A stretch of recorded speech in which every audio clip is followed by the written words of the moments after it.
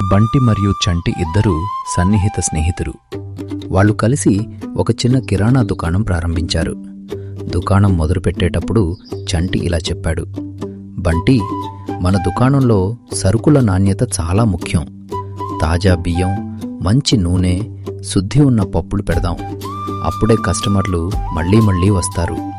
కానీ బంటి మాత్రం ఎక్కువ సరుకు తక్కువ ధరకు తెచ్చి అమ్మితే లాభం త్వరగా వస్తుంది అని అనుకుని నాణ్యతపై శ్రద్ధ పెట్టలేదు. తక్కువ క్వాలిటీ ఉన్న సరుకులు ఎక్కువగా పెట్టాడు. మొదట్లో అమ్మకాలు బాగా జరిగాయి. కానీ కస్టమర్లు క్రమంగా గమనించారు. బియ్యం పాడవుతున్నాయి, నూనె అవుతున్నాయి, నూనె వాసన వస్తోంది, పప్పుల్లో నాణ్యత తగ్గింది. ఒక్కొక్కరుగా కస్టమర్లు రావడం మానేశారు. దుకాణానికి చెడు పేరు వచ్చింది. చంటి ఎన్నిసార్లు చెప్పినా బంటి అప్పటికే ఆలస్యం చేశాడు.